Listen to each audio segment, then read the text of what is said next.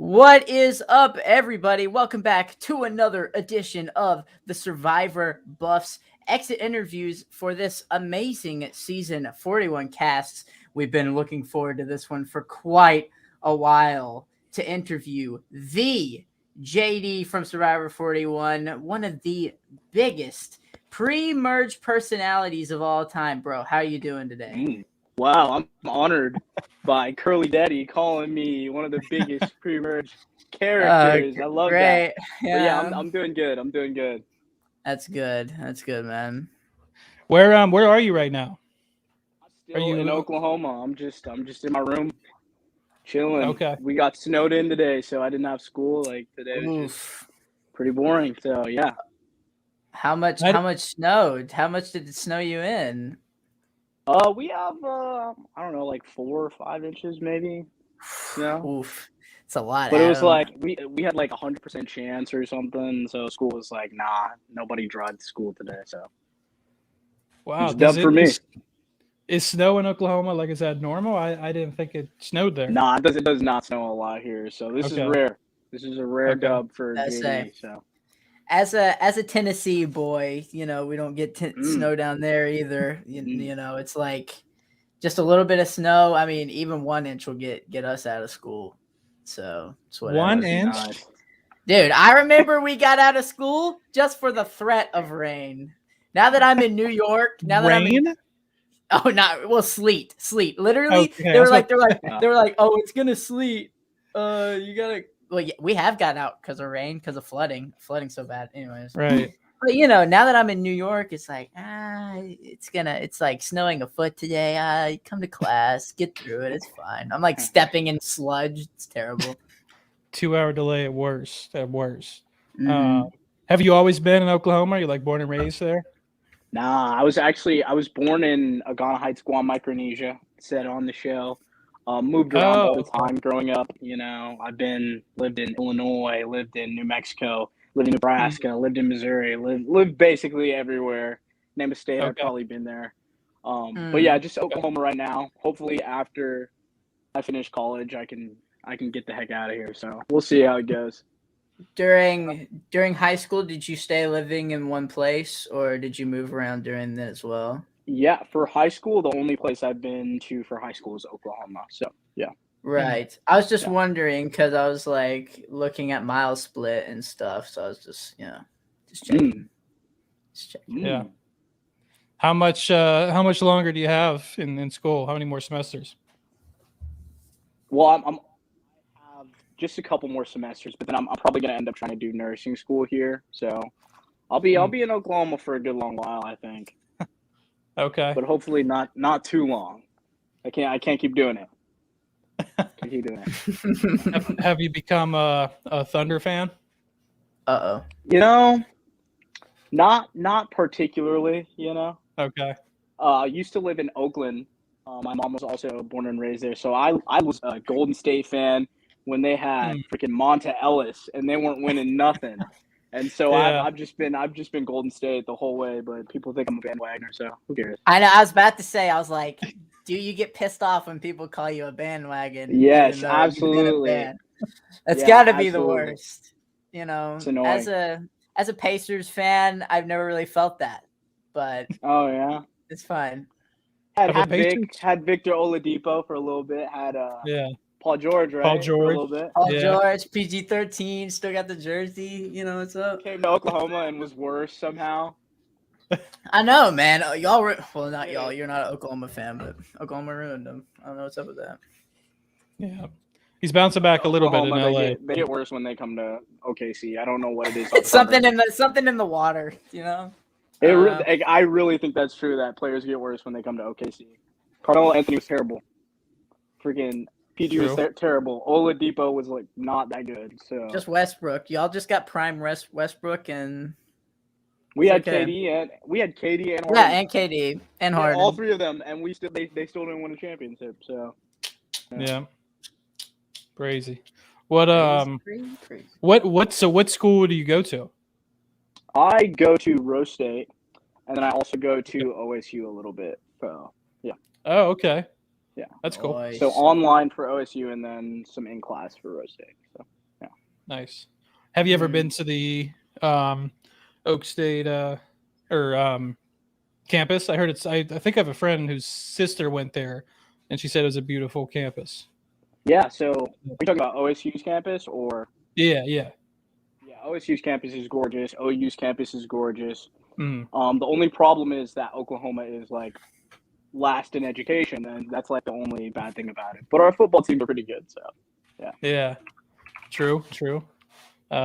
Baker Mayfield, right? Didn't he go Oklahoma? Yeah. that's OU though, I think. Yeah. I think. I believe. I'm trying to think. I know there's like a big OSU quarterback who was like balled out in college, and it's Sean Mannion, maybe. I don't know. I forget. Not a huge football guy, so Oh, okay. Do you watch sports? And you played some in high school, right? I ran track, ran cross country, and then I played a little basketball. It was not You ran bad. cross country as well? Yes. Oh my gosh. Oh, This is man, my my cross own country like banner is right there. I was about to say, I was like, that is not a track banner. I was about to No, say, yeah, it says I cross know country. track. That is not track. So, By the so you, shorts. so you ran a 4x4, right? You ran the 4x4, but then you were also running 5Ks.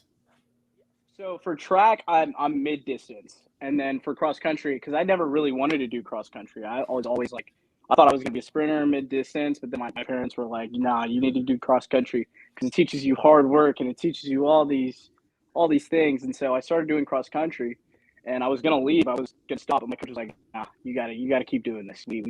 You're good at it, and it'll get you ready for track. And so, during the beginning of the school year, I'm running the 5Ks. I'm running 2 miles, and then come track season, I'm running 400, 800, just PRs? over and over and over again. PRs for 5K? 5K, probably like 17:35, I think, which is nothing Okay. compared to Xander. Xander's 5K is absolutely absurd. I think he runs like low 17s. Oh man, mile it time. feels. Yeah, What are feels you about to great. tell me? What are you about to tell me? Your it feels great to have a better PR than both you and Xander. You Tell know, me you run. Are you gonna tell me you run in the 16s? 16:32. Yeah, Oh, I wasn't even the best on my team, bro. I wasn't even the best. what was the state though? Because it varies for state. Because I know State? Illinois and like Arkansas are really good, but Oklahoma is like if you're running a in the 16s, like you could easily win. So I was 20th in the state. With Wow. 16:32. I PR'd at state. My friend was runner up with 15:20, and the winner was like 15:15. So yeah, and that course That's crazy, in man. Tennessee is pretty tough. Oh yeah, y'all are But- definitely faster than Oklahomans. So I mean, So Oklahoma. definitely.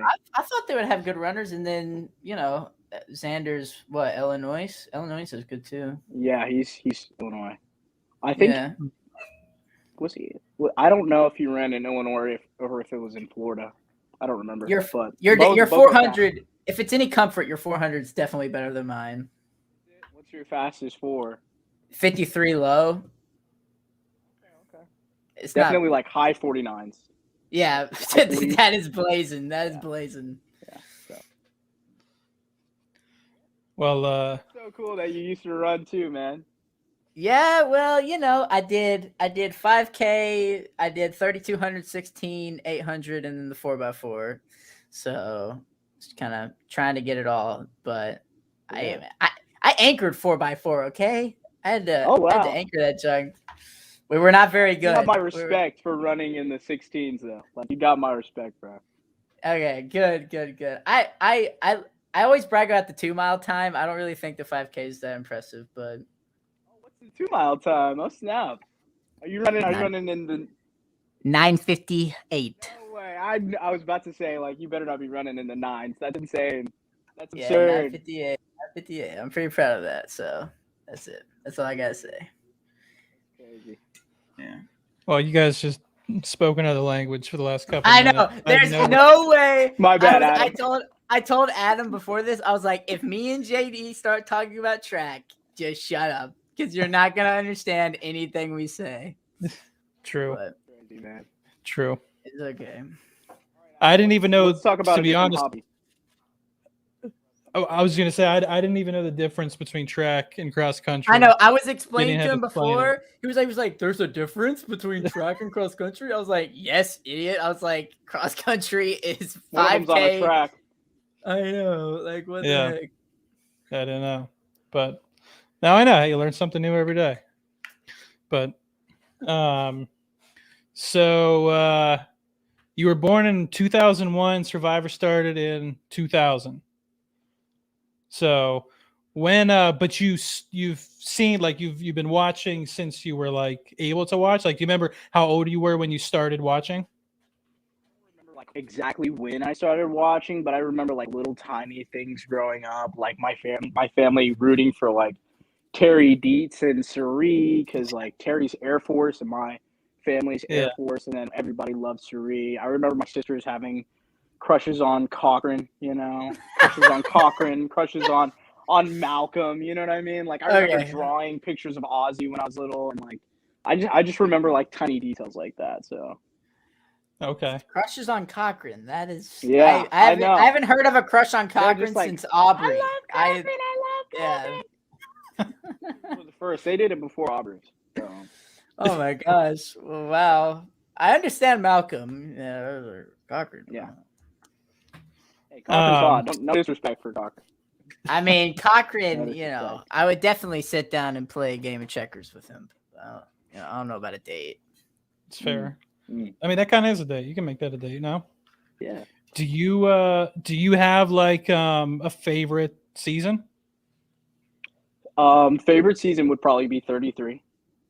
Millennials versus okay. Gen X. Love Jay Starrett. Love Klein. I absolutely adore Adam Klein, especially as a winner. Very underrated, cerebral player, in my opinion. I just love everything about that season. I think it's got a great cast. I think there's a great story. It's got a satisfying end. The gameplay is good. It's not like too game body, but it's enough to where the Yeah. super fans are like they enjoy it, and then you have like great personalities, and so The heartbreaking Yes. rock draw. yeah, you have so much good stuff in that. Yeah. Right. Speaking of millennials and Gen X, we were doing our like research on you when the cast got leaked, which I'll wanted to ask you about that later, but didn't realize that you're now like only the third contestant from. I mean, you're not from Oklahoma originally, but you're like only third Survivor contestant out of 608. To have like Oklahoma as like their state that they're listed as. Do you know the other two? Chris from Millennials versus Gen X, and then why I want to say Colton. He's not from Oklahoma. Who's the other one? Colton's Alabama. It's Scout from Vanuatu. Oh, okay. Yeah. And then there's a girl on this upcoming season who's also Oklahoma. So okay, so that'll be fun. Right. Yeah. Yeah. Was trying to test your Survivor knowledge a little bit. We've talked to. Well, that was a tough one. Good. That was a tough one. I don't know many people that could answer. That's a tough one, but especially Scout and Chris. Those are like two. I mean, they're cool people, but like two kind of random famous players of all time. What do you mean? Scout? Yeah. That's true. They do have their own subreddits just for them. That's true. I'll give you that one. But I was testing your Survivor knowledge because we've talked to. I think you're the 7th contestant from 41. We've got a chance to speak to, and like one thing I've asked, I think everybody was like, "Who's the biggest super fan of the season?" And every single person has said you so far. So would you agree with that?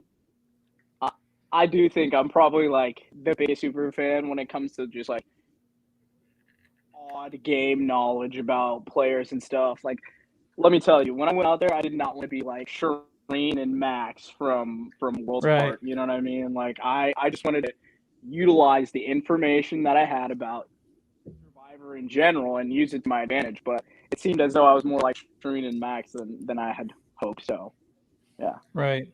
big fan. But out Big fan, big fan. of that, we got an amazing Woo impression. So I mean, Yes, who's the yes. winner here?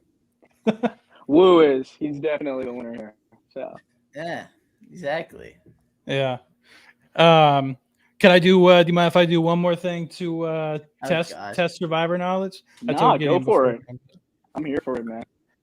All right. Can you name in order all of I was trying to think of it to see if you can name all the seasons in order or all the winners, but Choose your I can do poison. both. I can do both. all right, Do let's hear one. it. I'll do both. All right. Okay. Season one is Richard Hatch, which is Borneo. 2 is hmm Australia, Tina Wesson. 3 is Africa, Ethan Zahn. 4 is why am I blanking? It's the Sepia, Marquesas. Mhm. 5 is Thailand, Brian Heidick, the Iceman.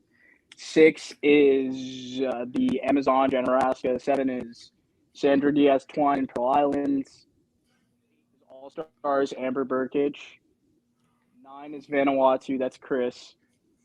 Chris Daughtry, because there's more than one Chris. 10 is Palau, Tom Westman. 11 is Guatemala, and that's the Queen. I love you, Danny. If you watch this, I love you. Danny Boatwright. 12 is Exile Island, Horace Bukakis. 13 Cook Islands, Yul Kwan. 14 is Fiji. That's Earl Cole. Mhm. King Earl. Let me put some respect. The king. 15 is Todd Herzog, China. 16 is Micronesia, where I was born, Parvati Shallow. 17 is Gabon, Bob Crowley. 18 is Tocantins, and that's JT. 19 is Samoa. But we all know the real winner was Russell Hance. It's not Natalie. No, I'm just kidding. It's Natalie. 20 is and that's Sandra's second win. 21 is my boy Fabio in Nicaragua. 22 is Redemption Island, Boston Rob Island, if we're being honest. And that's Boston Rob. 23 is South Pacific, and that's Sophie. 24 is One World, and that's the best player of all time next to Tony, Kim Spradlin. 25 is Philippines. That's Denise. Mhm. 26 is Cochran. Sexy Cochran, and he's that one's fans' favorites, Caramoan. 28, 27. That's Blood versus Water, and that's Tyson, one of the greatest winners of all time. Also, 28, Tony Vlachos, the greatest player to ever play. On 29 is San Juan del Sur, and that's Natalie. 30 is that's Mike Holloway. 31 is my older brother, the King, Jeremy, and that's Second Chance, Cambodia. 32 is Ko Wrong. Aubrey's the true winner, but Michelle's cool, so she can get the double on that. 33 favorite season, Millennials versus Gen X, Adam Klein. 34 Game Changer, Sarah Lucina. 35. And we lost him. You know what? He forgot. He had to go Google it. Yeah, he forgot. I think Jay forgot so that's a loss, right? He didn't get it. He was on a roll. He cut. I was like, okay, hey, JD, breathe, dude. You know, you can breathe. First and last names too. I was yeah. I know, dude. I don't think I could do last names. honestly, like, I don't know Aris Bukakis. Like, who the heck is Aris Bukakis? Baskhouses, yeah, he's Baskhouse, yeah, something like that. Okay, you were on 30. No idea what's happening. 33. 33. My bad, guys. It's all good. Millennials versus Gen X, Adam Klein. 34, Sarah Lucina. Game Changers, 35, Ben Driebergen. HHH, 36, Ghost Island, Wendell Holland, Big Bro. 37, Nick Wilson, David versus Goliath. 38, Edge of Extinction, Chris Underwood, 39, Tommy Sheehan, Island of the Idols, 40, all winners. Tony, second win. And then 41 is Erica, winner of Survivor 41, which has no title. It's just 41. So It's that's all of them. Drop the 4, keep the 1, actually. All right. Drop the 4, keep the 1. Same thing, but second place. Go. We're kidding. Don't do that, please. Oh, that was cool. That was great. That was good. Okay. Take it. So you've seen every season at least once. Do you ever do rewatches? I've rewatched like every season at least 5 times. Oh, like, wow. Throughout my lifetime, I've watched them all so many times. So Okay. yeah. What's like an underrated season that you think is better than people give it credit for? Come on, Underrated don't- season and underrated winner. Don't let me down. I don't understand really why people hate on Fiji so much, because you have so much stuff that comes to fruition in that season. You have the safe vote is invented in that season, right? Safe vote's invented by Stacy and like Earl, and they get out Gordo, I think it is. Okay. And then you have Yowman and Earl, who are two of the best strategic players, especially in that early era. And Yeah. Earl, who's an amazing winner. And so I really don't – it's got a compelling story. The ending is really good, especially with Dreams' promise to Yowman. So I'm like, I've always really liked that season. So don't understand why people hate it. So, like, And then an underrated winner. Tommy Sheehan is still underrated. I think he's incredible. I think he's honestly one of the best ever. Who is? Who'd you Tommy say? Sheehan. Yeah. Oh, yes. Most underrated winner. Like he's good, I think. I think he's really good. So when you said Fiji, you stuttered and meant Gabon, correct? No, he meant Fiji. I do He love didn't mean Gabon though. I do love Gabon. Thank you! Gabon is Thank already you! loved. Loved though. You know what I mean? Like you get some amazing characters. I'm still shocked that Maddie did not return or Kenny did not return. I know, right? Even they had Corinne come back and they had who was it, Randy? Yeah. Yeah. Right? But I'm like Randy. Maddie and Kenny made that season for me. Like they really made that season for me. So yeah. Gabon is really good. Who was the Olympian? Was that Crystal? Crystal, Cox. she got stripped of her gold for doping. Oh, that's right. Yeah. That's right. Yeah. Okay. So So that explains why she sucks so bad in the challenges, but yeah. I'm surprised Bob hasn't come back too. I mean, I know he wasn't ever considered like one of the Dude, top Bob 5, could come top back. 10. Bob could come back today, bro. What do you mean? Well, it's weird because like he won fan favorite on Gabon, right? But then they did fans versus favorites, and they picked Corinne Right. over Bob. So I mean, I love Corinne, but Bob. Maybe it's because there was no winners on fans versus favorites. I think that was like a rule. True. Yeah. Because there, I don't think there was the first time either, right? No. Yeah, no No. winners. Right. No. True. Yep. No, yeah. That might have been why. But all right. So you're a super fan. Did you apply? How many times did you apply? Because you were 20 on the show, right? So you couldn't have applied that many times, right? I applied once. Okay. I sent in for my one. audition tape. One for one. I could have been like that on Survivor, but no. I sent my audition tape, and then like 3-4 weeks later, got a call. I was 18 at the time, also. I was actually going to go on the show when I was younger, when I was like around 18, 19, but COVID happened, and the show kept getting postponed. And so, yeah, I applied, and I got on, which was amazing. I was so stoked. I don't know if it would have been better if I would have gone on when I was 18, because I don't think I could have done much worse than I did when I was 20. So I don't know. Maybe being younger, people would have been like, "Oh, he's just a baby. Like, let's carry the baby to the end." So, but I don't know. You never know. Well, you would have been the youngest. Would you have been the youngest winner had you won in 41? Because Fabio's right now, Yeah. right? And he was he 21 when he He won? was 21. Yeah. Okay. That was a big thing for me too. I was like, I want to be the first winner younger than Survivor itself, and I want to be the Uh, youngest winner. But now I'll never be able to do that unless they bring me back in the next couple of months. So Right. So you got the call. Did you have to go through like I heard some people like only had to do like one interview. Some people I heard it's kind of like different for everyone, like their like casting journey. But like, did you like what did it look like between the first call and like the call that was like you're on? So I thought the first call, I was literally at my college. I was like in the library studying, and Jody Winchesky calls me, and I like bolt to the hallway. I'm like, oh my gosh, like, yeah, I would love to be on the show. Like, I love you, like all that stuff. I And could fit it in then- my schedule. Yeah. Yeah, maybe. Not like I was freaking out or anything. But then like a week later, she calls again. She's like, "You're gonna have an interview with Jeff and Matt Van Wagenen." And I did my interview with them. It was so cool. They're super great people. Like Jeff is freaking amazing. And then they were like, "All right, you're going to finals, straight to finals."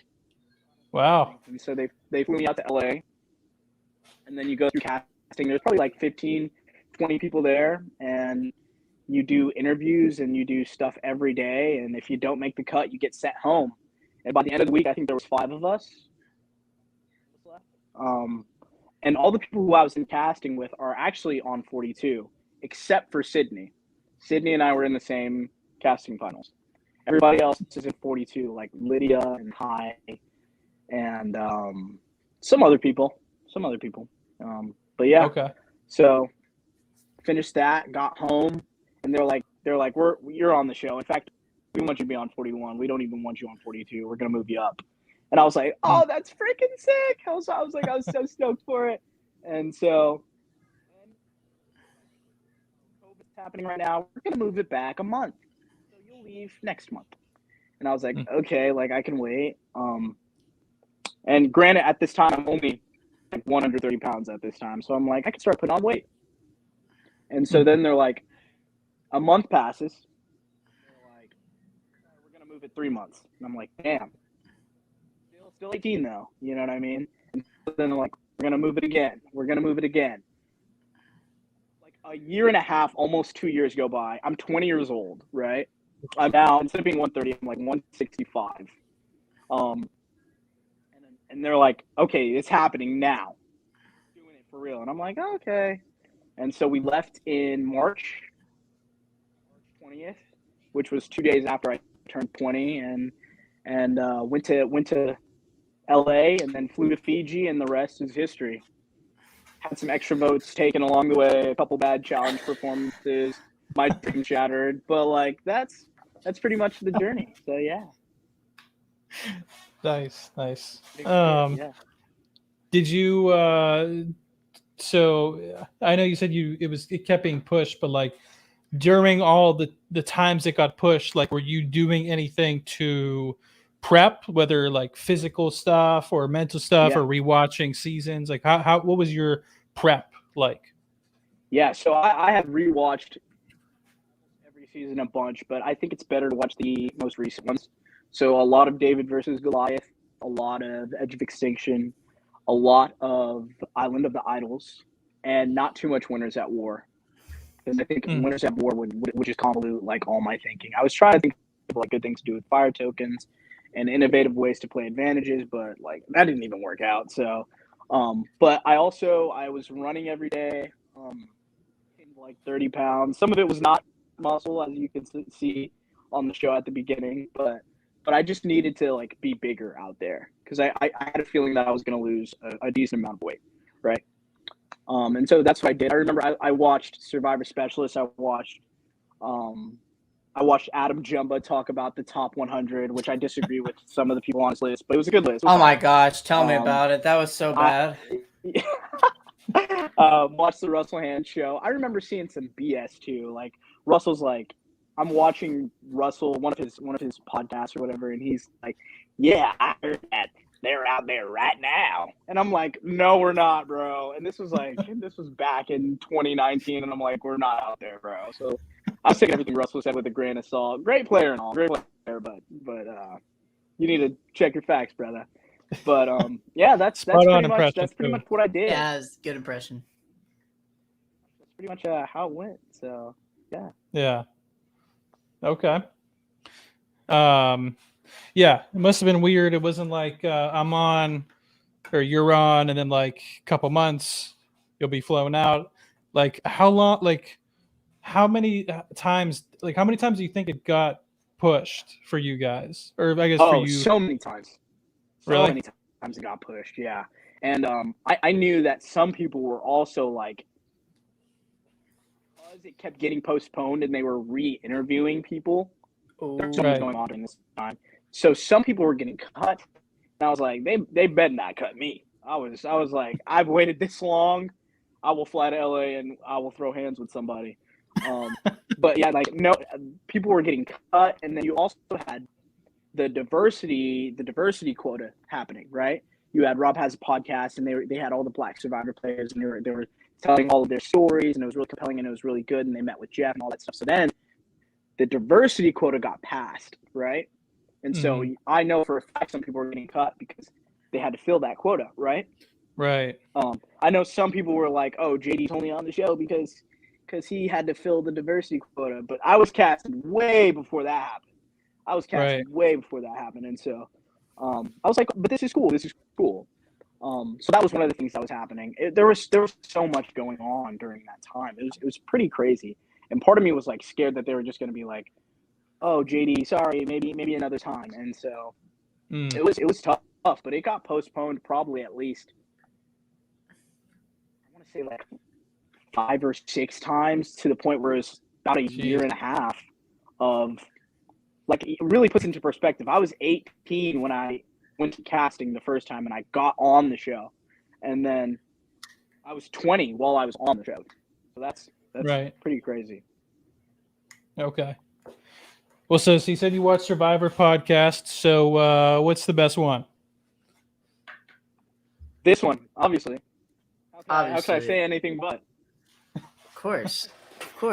What I listen to all the podcasts though. Did Peridium, you? Meridian Review, Survivor Yeah. Specialist, like even Survivor Spencer's, he's up and coming, he's doing his thing, like I listen to everybody. I support if you love Survivor, I love you. I support whatever you do. So do you remember what we said about you in the I remember watching. I remember you're like, I literally remember what you said, You're like, "Oh, is he a gamer? Like, are we gonna get a gamer?" I'm like, I'm sorry to disappoint you, brother.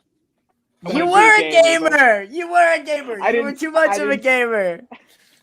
You were a gamer. What the frick? I was the dummy. I was the dummy. You weren't the. I don't like how you're wording this, JD. We need to work on some self-talk, okay?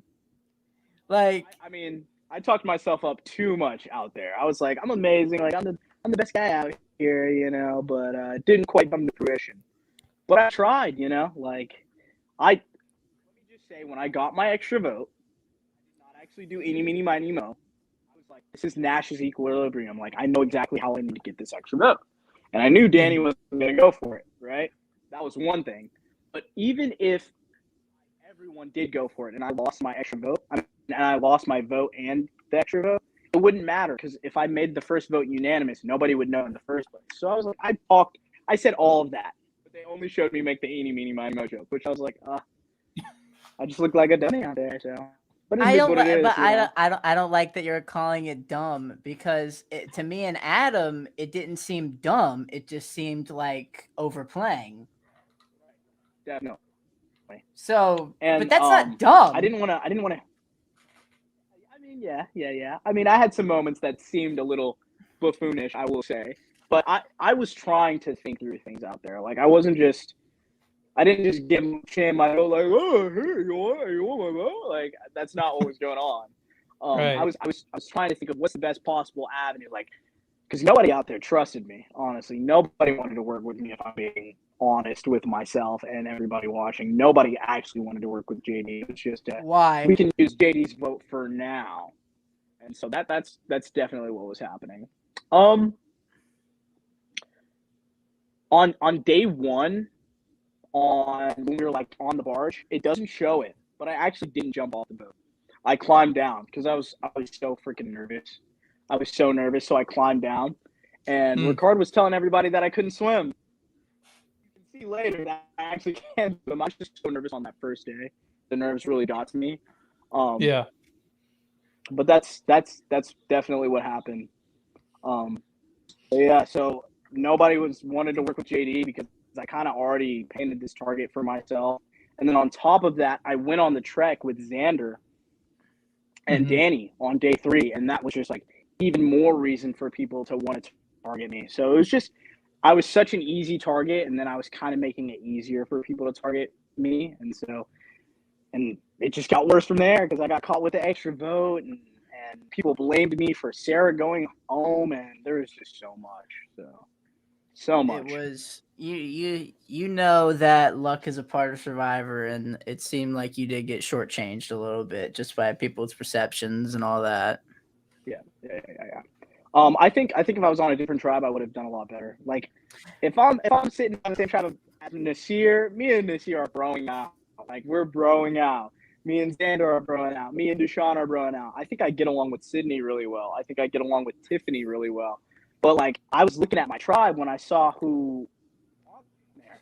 I'm like, we got the oldest guy in the tribe. We got Ricard, who, how am I ever going to get along with Ricard? Like, what were we going to talk about? Hair? That's like the only thing we could have had in common. I had Jeannie on our tribe, who's like also the oldest woman. Like, I had Shan, and then I had Sarah, who I was like, okay, I can vibe with Sarah, but that also didn't work. So I was just like, who was I supposed to get along with on that tribe? Who was I supposed to really hit it off with? So it was just, when Sarah went out, like, what was the feeling? Like, was it like, oh no, impending doom? Like, because now you didn't have anybody to bond with, or did you have some trust in Shan at that time? I had trust in Shan going into the first travel, like 100%. And then definitely getting rid of Sarah, I even told in my confessionals, I was like, that's the wrong move. I made the wrong move. That was a dumb decision. Because I should have gotten rid of Brad. Because I saved Brad at that first tribal council, right? But then Brad targets me. He wants to work with the people, Shan and Ricard. He wants to work with them who want to get out first. And so I was like, what the fuck am I supposed to, like, excuse my language, but, like, what am I supposed to do with this? And so that was definitely something that happened. But I wanted initially to get rid of Ricard with Brad and Jeannie, but they didn't want to work with me. And so I was like, Shan's my only play. So that's really what happened. Right. Do you remember, just to backtrack like a tiny bit, but I wanted to ask, like, once the quarantine had passed, and like the cameras started rolling, the game was finally on. Do you remember if there was like a moment when you were just like, oh shit, I'm really in this, like this is really happening? Yeah, so shows when we're all like flying on the boats and the cameras are on us, and like my shirt's open and my hair is like going crazy, and I'm like, wow. it didn't sink in like then. It really didn't. Like, I had my buff on and I'm like just cruising. It wasn't until we climbed on that boat and the beating of the sun and Jeff and so many camera people, and I was just like, holy shit, like I'm really on Survivor now. Like, it was almost like I shrunk and I became JD in kindergarten, like, and I'm like, holy shit, like I'm really out here. Like, I'm about to begin this journey. Hopefully a long journey. That wasn't, but I was like, that's crazy. Like, I'm really on Survivor. And so, yeah, and that's started coming. That's when I got that down the boat. You know what I'm saying? I was just got the pre-race jitters. And I was really hoping that we wouldn't have a marooning. Hoping that we would have like just a regular, like, go on the beach, like, or we would come in like that, like in Heroes versus Villains or something, and we would go straight to a challenge where I could run or something like that. But I just knew in my heart of hearts that we were gonna have a marooning and I was gonna have to do some crazy swim or something. So yeah.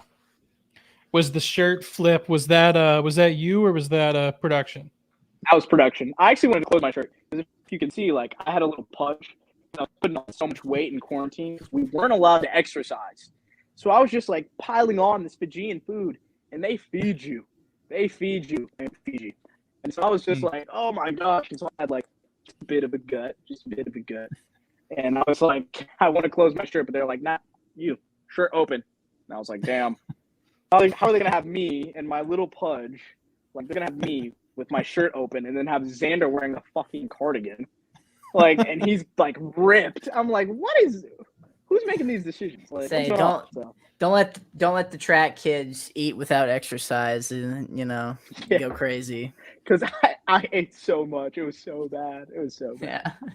Yeah. With no exercise, terrible. Pudgegate, we'll call it. Pudgegate. So the night, and I hate to make you relive bad memories, but the night you go home, going into that tribal, like going into it, what % chance do you think you had thought that was going to be your last night in the game? Like, did you think more likely walking in you were going to go home, or did you think you were? Because from the edit, we were blindsided. Like, honestly, it may have been, for me personally, the biggest shock of the season. Yeah. I was convinced Jeannie was going home. Same. Yeah. So they definitely did, like, that's definitely editing mojo, because I remember watching people's podcasts and they were like, Jeannie's got to go home. I think JD's safe. Like, JD's like, why would they get rid of JD now? Like, that's a terrible idea. I remember watching that, but when I was out there and I was going into that tribal, I was like, less than a 30% chance that I make it out of here alive. I was calling myself, I wish they would have showed it. I don't know if they did, but I was calling myself Survivor Houdini, because I was supposed to go home first. Then I was supposed to go home when Brad went home. And I was like, how many times can I look death in the face and escape? You know what I mean? Right. And so also I knew, like, after giving Shan my extra vote that second time, I was like, this could easily just get rid of me. And I knew Jeannie was lying to me. I knew she wasn't going to vote with me, even though we had told each other that we were going to vote together. I couldn't trust her card as far as I've thrown, right? Mm-hmm. And I really couldn't trust Shan either. But it was just that was the best play I had. So I'm gonna try to break it down a little bit. I've done it a couple times. I think I got it down to a T now. Okay. So when Brad goes home, I want to work with Brad and I want to work with Jeannie and I want to vote out Ricard. Brad is not speaking to me. He's not speaking to me at all. And whenever Brad wants you gone, he will make it very known. Just like he did on day 3 when he told Sarah and he told Shan that they were going home to their faces. And so Brad is not talking to me. He used to be my closest ally. I used to talk to him like every day. And now all of a sudden, like, he's saying 3 words to me. So I'm like, I go to Jeannie and I'm like, Jeannie, what's going on? Like, we can get rid of Ricard. Like, why is Brad not speaking to me? I saved him. They wanted to vote him out, and I made sure that didn't happen. Jeannie's like, I don't know, JD. Well, that's Brad, JD. I don't know what to tell you, JT. And Brad and Jeannie are buy one, get one half off. Wherever one goes, the other one's coming. If it's good or not. That's just how it was. And so I'm like, there's no way that Jeannie and Brad are voting with me. Now the only play I have is to put 100% of my trust in Shan. And to be like, I'm with you 100%. Like, please, here's my extra vote. Like, you have me in your pocket. And that's what I did. And if you rewatch it, it shows, like, at first, Shan does not bring up that extra vote. I say, I'm willing to give you my extra vote right now. I say that. Please, people, go back and rewatch it. I say that to her. And so that was a play by me. I was like, I went to build this trust because I have no trust with anybody on this tribe. I have no other option than to give this to you. And it worked the first time because Brad goes home and I'm safe. Now, that's important. That's integral to this next part. We lose again, and it's me, Jeannie, Shan, and Ricard. Shan had raked me over the coals about the extra vote, and then come to find out the next night that she's lying to all of us because she knew that Brad had the idol, and she knew that Brad had to steal a vote, and she was withholding all this information from me, even though she got mad at me for withholding information from her. So we had a little blow up. I get my extra vote back, and I'm like, Shan is dead to me. Ricard is dead to me. Jeannie is dead to me. I just want to get out of here so I can work with Xander, so I can work with Danny, because we had made a deal on the trek. I was praying for a swap. I was like, I'm every color but green. Red, orange, yellow, blue, indigo, violet, chartreuse, burgundy. I was every color but green. We lose again. I'm like, okay, I want to get rid of Ricard with Jeannie and my extra. So I go to Jeannie, first person I talk to when we get back to camp after the challenge. I'm like, Jeannie, it's either me or you. Like, we're screwed. We are like completely screwed. Like, we're at their mercy. Like, I literally was like, they're treating us like puppets on the string. And Jeannie just hit me with that same line that she did when Brad and her were gonna vote me out. That, oh, JD, I don't know, like, would you use your extra vote? I don't know, JD. She hit me with that again. And so I'm like, this chick is not with me. Like, she's not gonna vote with me. And so then I'm like, what do I do? I'm trying to think it through. Shan comes to me.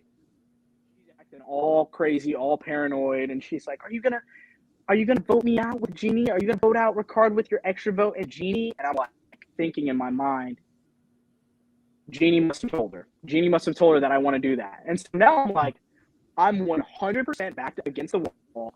Jeannie's not gonna work with me. Shan and Ricard don't trust me either. Jeannie probably told Shan my plan to vote out Ricard. Like, there's nothing that I can do except for try one more time to put my faith in Shan and just try to make it one more day. So she asked me for that extra vote, and I hesitantly gave it to her, and the rest is history. So going into that tribal, I was like, I'm screwed, and if I make it out of here by the grace of God, like, it is what it is. But I was fairly sure that I was the one going home. Yeah, stupid move on Jeannie's part for sure, because we see her go out next. But you know, so you were 100% new. Jeannie was not going to work with you like all the way. Like, you knew you had to put your trust in Shan, so you did what you had to do and give her your vote. That's what happened. That's definitely what happened. I'm not taking any credit from her, because her getting that extra vote the second time, she 100% played me. She 100% got me. But at the same time, I was like, this is really the only thing I can do is give this to you. But she coerced me. She played me. She black widowed me, like all that. Like, she got it. So, but there was definitely more thinking involved than I think people are gonna give me credit for. So, a lot of people call that like one of the most stone cold moves in Survivor. Do you share that sentiment? Oh, it was brutal. Like, and especially because she was calling me her little brother, and she was Shan was out there. She was swearing on her faith, man. She was out there. She was Tony Blockosing it up in that Prima. I was like, this pastor? I was like, there's no way this pastor is gonna. It's always like the ones you least expect, man. Right? The cops like, and the pastors. I was like, there's no freaking way that she's gonna lie to me about this. But Shan did her thing, man, and she played her ass off. So my hat's off to her, definitely. But yeah, she got me, stone cold. Well, so looking back on it, do you think once Brad went home and you guys lost the challenge, do you think there's any possible way you could have saved yourself? Yes. There's definitely something I could have done. There had to have been, because it's not out till your torch goes out. Here's what I think I should have done. I should have, as soon as we got back to camp, I should have whipped out the extra and been like, Ricard, Shan, I'm not with y'all. And I would have looked Jeannie in the eye in front of all of them and just been like, Jeannie, I'm with you, and I'm going to vote out one of those two with you tonight with this extra vote. I should have just made it so damn clear that there was no games going on, or I could have went to tribal with my extra vote and try to make it live and like try to blow things up, because I could have been like, Jeannie, they're playing us, you know what I mean? Like, that's what I told her, but I should have made it so clear and drawn a line in the sand and been like, I'm 100% against Ricard and Shan. I'm with you. You have me. I'm a lot less threatening than them. I'm a lot more trustworthy than them. And we could have been Malcolm and Denise. I was telling Jeannie that. I was like, we're Malcolm and Denise. You know what I mean? Like, because I had always wanted to be Malcolm. And, like, who wouldn't want to be a winner? So I was like, Jeannie, you're Denise. Like, let's do this. And I think had I maybe somehow pulled that out and gotten rid of Ricard, and then it's just me and Jeannie and Shan, I'll be real. Jeannie might flip on me and go with Shan. Because Shan also had Jeannie on lock. So there's really I don't know what I would have had to do. I just had to make it to a swap. I wish we would have swapped this season, but we didn't. So Right. Yeah. Well, so obviously that was my Jeannie thinking. goes home. Jeannie goes home next. When she came to Ponderosa, did she say like, "Oh, I wish I had done your plan and used the extra vote"? She was under the assumption that I was not actually going to use it. So here's what Jeannie says. Jeannie says that we talked and she was down with the extra vote plan. But then Jeannie goes and talks to Shan, and Shan says, I'm going to try to get the extra vote from JD, right? Mm-hmm. And then she says, she will always say, oh, before I knew it, JD had already given the extra vote to Shan. But I'm like, Jeannie, if you really wanted to work with me and you really wanted to use that extra vote, after talking to Shan, why wouldn't she be like, JD, Shan's going to try to get your extra vote again and vote you out? Why would she do that if she knew that that was the plan all along? And so that's why I'm like 100% sure. Like, I was screwed regardless of what happened. That's what I mean when I say I had no other option than to give it to Shan. But I still don't understand 100% Jeannie's gameplay. I don't 100% understand Brad's gameplay. But Jeannie did come back to Ponderosa, and she was like, oh, JD, we should have worked together. It could have been you, me, and Brad. It could have been you, me, and Brad. And really? like, Shoulda, woulda, coulda. Yeah. I wonder who wanted to do that. Literally. Oh, first thing I said when I got to Ponderosa, when I got off the boat, I see everybody waiting for me. I see Sarah with her fine ass. I see Voce looking stoic, and he's like just sitting there. I see Abraham. And then I see the tall, lanky guy, and first thing I say is, "What the hell?" That's literally the first thing that came out of my mouth. I was like, I was with you. Like, I for the life of me did not understand why Brad turned on me, because when we go into that first vote, you guys can even rewatch it. Like, I'm sure you guys see it. Like, they turn to me, Shannon and Ricard turn to me at Tribal Council, and they look at me and they say, "Brad, we're doing Brad," and I'm like, heck no. And then Ricard comes around the corner, whispers in my ear, we're changing the vote to Brad. And I'm like, I get up and I'm like, getting rid of Brad is a terrible idea. They show you this on TV. They show you this. And I'm like, I don't want to get rid of Brad. And obviously I tell Shan, I'll do whatever you want, but I'm not getting rid of Brad. I was never going to write down Brad's name at that point. Right. And so they wanted Brad. But that's why I feel like I didn't get any credit for my strategic game, because Sarah goes home because of me. Like, those people came in wanting Brad, and I came in wanting Sarah gone.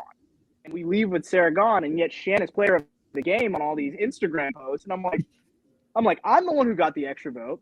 I'm the one who was targeted at the beginning and didn't get a single vote cast against him. And I'm the one who made it so Sarah went home. I made that live. And so, like, I was like, I'm getting nothing. I get nothing but treated like the dumbest survivor, but that's okay, you know. Like, I want to I go just love on the being part of the show. record. So I want to go on the record and say the Survivor Buffs. I forget which one of us. One of us had you as player of the episode for that one. So I just want to set the record straight, because good. I'm glad. You got the. I'm honored. Well, I mean, but how could we not? You got the extra vote and you changed the vote. So we might have both said it.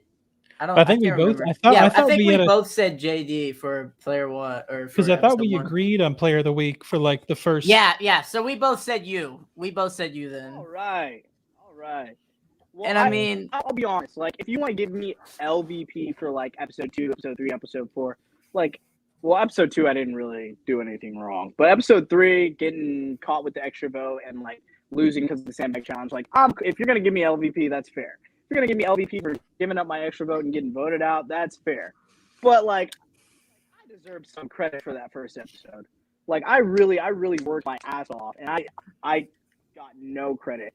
People in the game were like, JD, that was insane. Like, Like they were like, dude, you're gonna be MVP of that episode. Like, and I remember people telling me that. I remember the confession, like the producers being like, how do you feel after doing that crazy performance at Tribal and getting an extra vote? And I'm like, I felt like a star that first day. And so it just sucked for the fans to be like, nah, Shan did everything. She was in charge of the whole thing. And I was like, it felt like that was a reoccurring theme. You know, people saying moves were Shan's moves, but they were actually yours or actually Ricard's.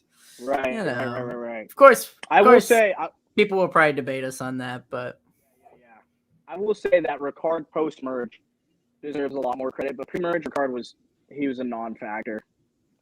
Everybody wanted Ricard gone. If you watched everybody else's interviews, I literally have a screen recording of Shan saying nobody wanted to work with Ricard. I have a screen recording from her interview with Lauren Ashley Beck because I was like, I want it for the records that I am not lying because everybody is like, JD's lying on all my interviews. And I'm like, what? Like, why do I have to lie? I'm the fifth boot. Like, and so nobody, except for maybe Sarah and maybe Shan. But Jeannie didn't want to work with him. I didn't want to work with him. Brad didn't want to work with him. We all were targeting him. And Shan saved him. Vote after vote after vote after vote after vote.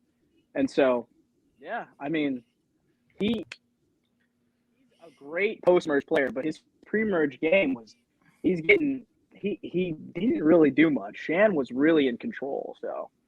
Hey, man, shield strategy. Yeah.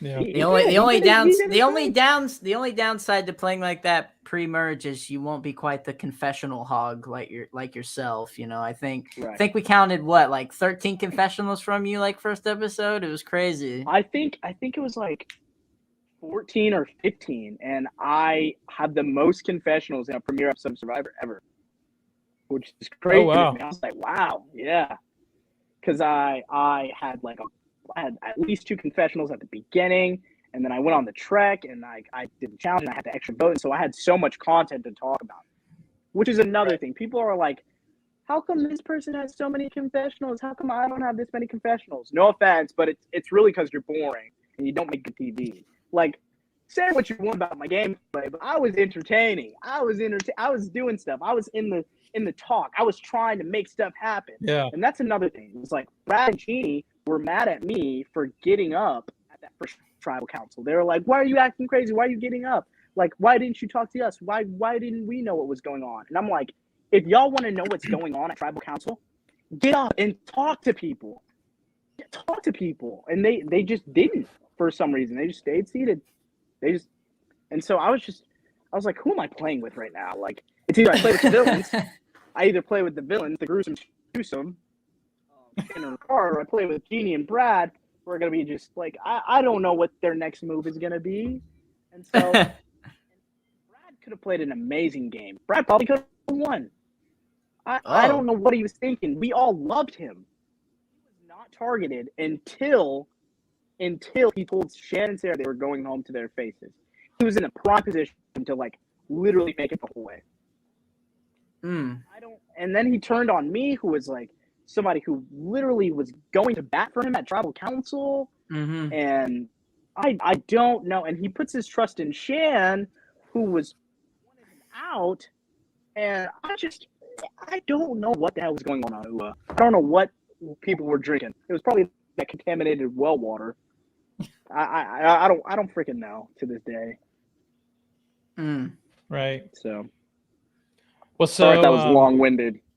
No. We love the content. Do not worry. Well, so you get home you fly back to LA, come home to Oklahoma.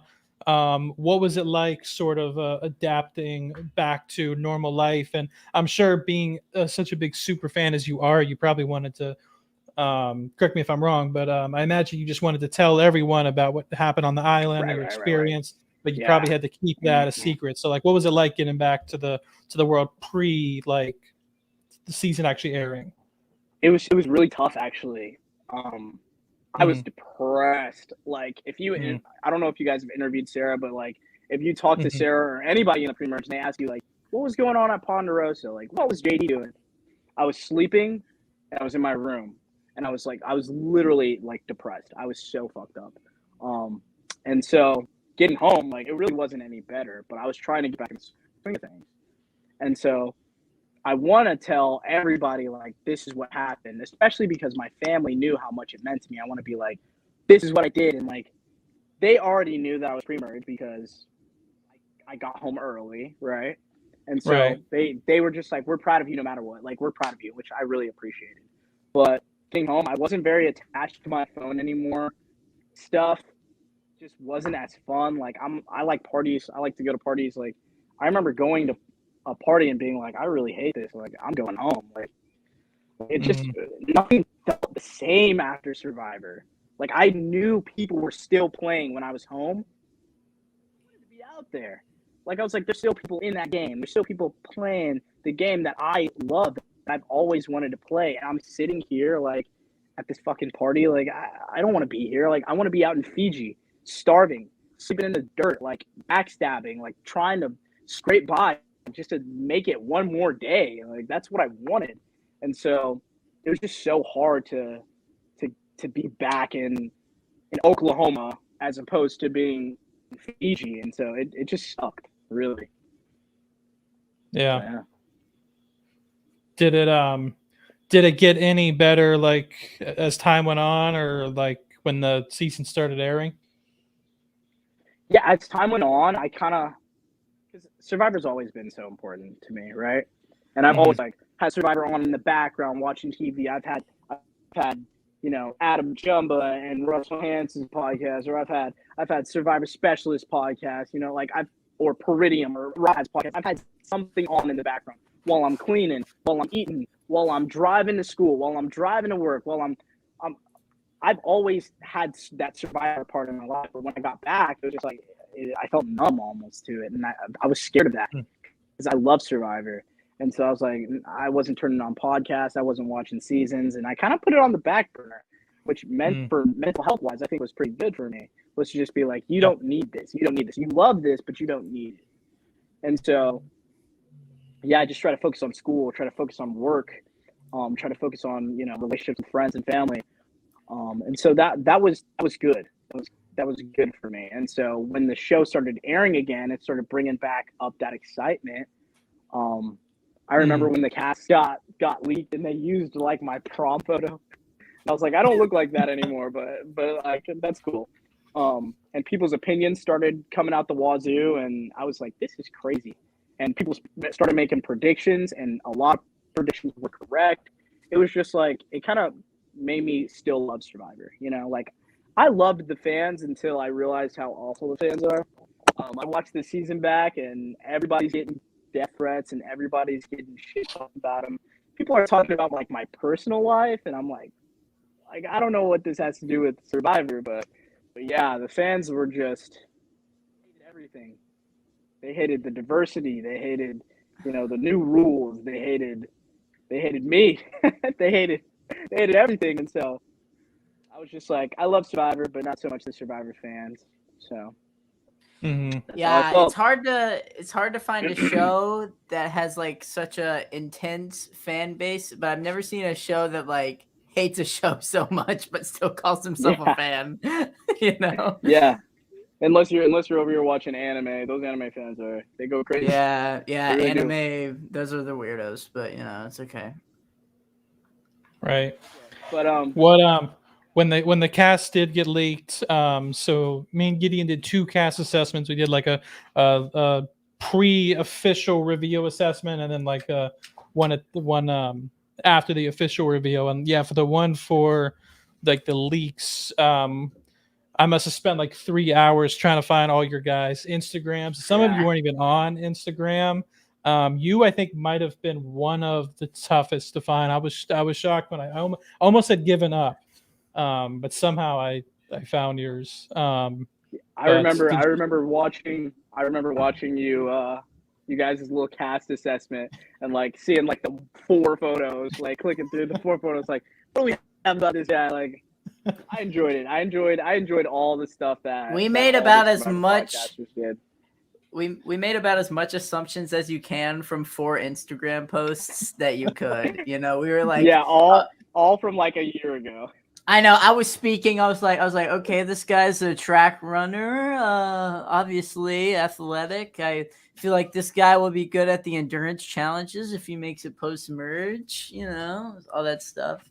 Yeah. I had hoped. Yeah. But yeah. no, that was fun. Did you like when the leaks came out? Did you start getting like did your follower count start going up? Did you start did were people able to find you? I mean, we found you, but it took a while. The follower count went up a little bit. I think like I had about 1,000 followers, and I went from 1,000 to like 1,200 or something like that, which was I was like, oh, that's cool, you know. But also I was locked out of my Instagram, so that's why I did not post when I got back, and it took me so long to get back to my Instagram account.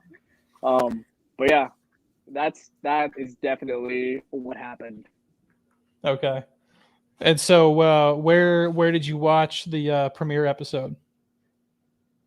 I went to a couple places. So there was a watch party at Rose State, which I went and I like made my appearance, and everybody's like, "Oh my gosh, JD!" Oh my gosh, shit, you know. And I was like, dude, being there for the first episode, I bet that was dope. Yeah, and they were like, "Oh my gosh, JD!" Well, especially because you were like, I had so much clout, bro. You also were kind of like the star of the first 2 episodes. You talked so much.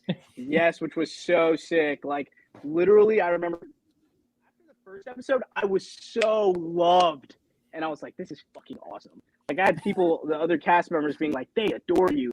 I remember going on Twitter, and there was like a meme like from Brooklyn Nine-Nine. It's like, I don't care what other people say about JD. If anything happens to him, I'll kill everybody and myself. And I was like, these people love me. Then episode 2 came, and it was like, oh, JD's cool. And then episode 3 came, and it was just like I was hated.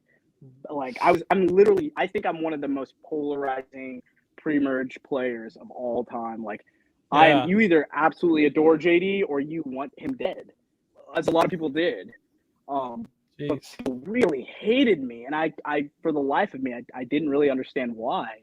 I was like, I'm just the guy who likes Survivor. Like, I'm going through my mind in episode 3, trying to remember like what is causing backlash.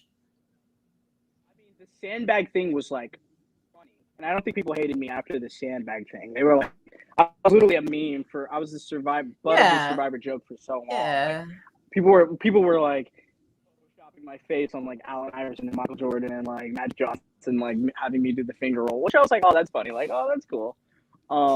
But it was definitely the whole extra vote thing that made people like just be like, I freaking hate JD. Like he's the worst ever. And my phone is dying, so I'm gonna plug it up real quick. Ugh. Don't die. But yeah, it was tough to have people just start to slide to you like very suddenly, and so it was. I just had to deal with it. Right. I was like, dude, but deal with it. How many DMs would you say you got a day during like while the season was airing?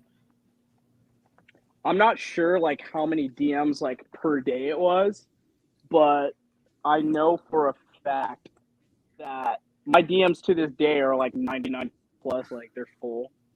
Mm-hmm. So that was definitely the real question: how many numbers you pulled from those DMs? You know what I'm saying? Oh, I'm not gonna lie. You get a little bit of clout. Like I was thinking, I was really thinking. I was like, there's no way I'm gonna get any girls after they watched me like be a buffoon on Survivor. But people don't care. Like, just say you're on reality TV, and that's hook, line, sinker. So I was like, oh, I could deal with this. Yeah, I'd rather be Xander and have like 80,000 followers and be like the most popular person to ever play, you know. But not everybody can be the golden boy. So. Well, so when the season was coming to a wrap, you went to the finale party in Chicago with some of the other, most of the contestants. Yes, sir. I heard that was fun, but I heard quite a bit of you got COVID, including yourself. Did you get it? Including me. I would have done my interview with you guys a long time ago. But I literally felt like I was dying. I felt like I was dying when I got back. It was so bad. I felt I felt like absolute shit, and I wasn't the only one. Almost Mhm. everybody, almost all the cast members got COVID, but it was cool. It was cool to hang out with people. It was cool to see some people, talk to people who I hadn't before. Like I'd gotten to talk to Deshaun only a little bit over the phone and stuff, and I got to meet him in person then, and he's Right. really he's such a cool guy, and I got to see him, and Xander was obviously the talk of the town, so he didn't really have time for anybody. Hung out with Sarah probably the most.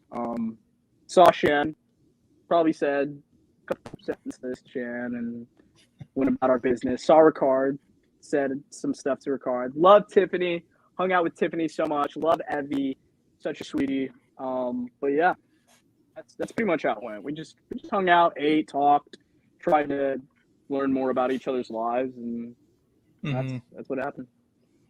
Who so since the season has ended, or since you first came back from Fiji, who have you stayed in contact with the most from your season? Probably Sarah, probably Xander. Mhm. That's, I mean, Tiff, love Tiff. Yeah. Nasir, I will probably, out of all of them, I'll probably be visiting Nasir the most. And like, I really love him. I love his wife. His kids are freaking amazing. His whole family's amazing. Yeah. So out of everybody, I'll probably end up visiting Nasir the most. Okay. But like, it's kind of tough because for me, I feel like a lot of people got close to another person because they played with them and they got to spend all that time out there with them, like, with their closest ally. Like you have Tiffany, who's obviously super close with Evie. You have Danny and Deshaun, who are obviously like super tight. You know what I mean? And that's because they got to play with each other. That's because they had that person to rely on. I had Heather and Eric. Everybody on my tribe hated me. Everybody didn't want to work with me. Like I rewatched it, and all of them were talking shit about me.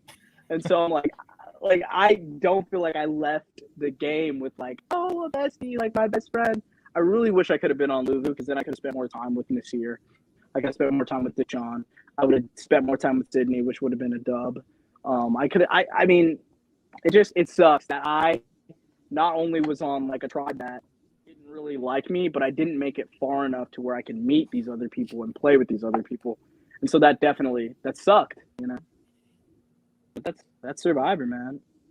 Miners are wieners. Right. We've been asking that question to a lot of people. It seems like a lot of people have said Sarah and Tiffany have been two of the names that have popped up the most. Right. Seems like seems like everybody's cool with Tiff. You know, I'm like, oh, yeah. of course. How are you not? How are you not cool Right. with Tiff? How are you not cool with Sarah? Like they're sweethearts. So I can understand why you're not cool with some of the castmates, but you know. Right. Yeah. All right. So we've asked this to everybody, but if Survivor or not Survivor, but if CBS calls and asks, says you can do Amazing Race and you can pick anybody from the season 41 cast, whether they were on your tribe or not, anyone, who would you pick to go with you? That's hard because if I want to enjoy myself, if I want to just like genuinely have a good time, probably picking Nasir or Genie. If I just want to have a good time, right? But if I want to win, like Nasir or Genie. Okay. But if I want to win, I have to like why would you not pick Xander or like Danny? You know what I mean? But Sydney could be the best of both worlds. Like Sydney's hot, and like I get to hang out with her all the time, and she's also an athlete, so like I could probably. And she flies more than the president, so. Oh yeah. Yeah, Too. she's all over the place. So. Yeah. She'd probably be a good partner, but I'll just say Nasir. Yeah, I'll say Nasir. I think Sydney had originally applied for Amazing Race, right? Yeah. Yeah. Interesting. Nuts. Okay. Well, if Survivor calls, I mean, you know, it doesn't happen super often that pre-merge people come back, but you also weren't you weren't the typical pre-merge elimination. You know, you were kind of like the star of that first episode. one of the most entertaining pre-merge people. You know, you could be like a Wentworth who The fallen angel. the Yeah. fallen. Not Would quite you- the fallen angel, but Do you think you would maybe someday. do you think you would accept a return back if Survivor asked? I literally would do anything to go back. I would go back in a heartbeat. Like if they called me right now, I would get on the plane and I would go. I love Survivor. I still want to be a part of it. I still want to show and like prove to people like I'm actually good at the game. Like I can actually play. Like that first time was just a fluke. I was too excited. Instead of playing with the super fan in here in my mind, I played with the super fan in my heart, and that led me astray. Really, but I would go back in a heartbeat. I would love to. I want to so bad, and I think it's more likely that I think there was something about players from the first 40 seasons not returning for a while, and so who knows? Like they might bring back some pre-mergers, and I would love for that to be me. So Yeah. You go back. What's different? What's different in your strategy? What's different with your social game? oof, I don't want to divulge too much just in case. I don't want to end up like the Poker That's Alliance smart. on Winners at That's War. smart. But It's not gonna be a poker alliance. I'm not playing, as far as I know. CBS, hit me up, but you know. No, that's smart. differently. First of all, I'm gonna wear my ponytail more. I just did the same hairstyle out there. Like that's whack. But I don't think I can play like a naive, like nice guy. Like I was so nice to everybody out there. I still don't understand why they talked so much shit about me. But like I never said anything bad about anybody in my confessional, and like I never like was rude to anybody out on the island. And like I took pride in that. But now knowing and seeing only two people who made it out of UA were the people who were playing the most gruesome twosome game. It's like maybe that's the only way. Maybe I have to turn into freaking Aaron Yeager and just be a menace out there. But Right. I just think I really just need to calm down. And I think the super fan in me has kind of subsided ever since I played. That's a good thing. Like I will no longer be that guy who's just like, oh my gosh, like a dog out there, like looking at every shiny thing. It'll be good, I think. I just need to be more calm and play more level-headed instead of being like, oh, the super excited fan who's out there. Just go out there, not for anybody else, not for any specific reason. Like just go out there and win. Like I literally just want to win. That's it. Absolutely. Well, we definitely would root for you. I already was rooting for you. I was trying to pull this up at some point, but this was our fantasy draft that we made before the season. So you were like a mid-round pick. You were on my team. I obviously ended up winning. No surprise there. Gideon had a rough start. Gideon had a rough start. My draft was terrible. Sarah, Bochy, You have Sarah, Jeannie, Abraham, and Brad. And then you have Purple Heather to top it off. Yeah. Shan, though. You have Shan Deshawn. Yeah. Yeah, solid. when Shan was on like her like 5-episode stretch of like being like the person to beat, I was feeling pretty good. I was like, oh yeah, Shan's winning, no doubt. Like, but no. Ricardo. Wasn't meant to be, but It looked like you both did pretty good. It wasn't that bad. yeah, like I said, You had Shan and Deshaun. It evened out because of Deshaun. Like Deshaun low-key carried me. Like I was on Deshaun's back, but yeah. so Yeah, I definitely started off. I definitely started off in the lead, but then like Gideon slowly caught up, and it was down to the wire because like once Ricard went home, I mean I did have Xander and Erica, so yeah, Deshaun was carrying you. Deshaun was carrying you for sure, but it'd be like that sometimes, you know. I was yeah. Next time. I thought But all right, well, cool. That's a lot. We covered a lot of grounds. man. Gideon, do you have any more dimes to throw JD's way? I mean, we can play a little game if you don't mind before we get out of here, JD. Oh, the game. I forgot Go about the for it. game. Yeah. All right. Go for it. This is a game we've played with everyone called Explain Oh, That yeah. Graham. I know you've seen Hot Ones probably. We kind of do the same thing where we show you a picture and you explain the picture, what was going on, because the captions in the pictures can be a little confusing to us. So we just need some explanation. All right. Oh, So, first picture. Oh, wait, hold on. Get yours. Add my stream. There we go. Okay. First picture. So, what's happening? Why are you so stylish? Big whoa. Why is the caption big whoa? I just want to know. Let's see. Well, that's was a pageant that I participated in. Oh, Mr. Carl Albert pageant, which I became Mr. Carl Albert, might I add. Crown the some King. hot tamales. So basically, wow. it's back in. It was in high school. I don't know if that was. I think that was my senior year. Basically, all the cheerleaders, they like pick one person from the school, and then they compete in a pageant. On my wall, you can see it, but I was Mr. Congeniality, I was Mr. Talent, I was Mr. Spirit, I was all that stuff. We'll probably take that down soon because I'm like, oh, that's high school. Like it's time to I know, quit living reliving in high the school. past, Come you know what I on, mean? man. Yeah. Yeah. But that was like when I first moved out. I just put all my stuff up there and I just haven't taken it down. But yeah, that's what happened. Mm. Salsa with the girl who I was so infatuated with back then. She was also my prom date. Nice.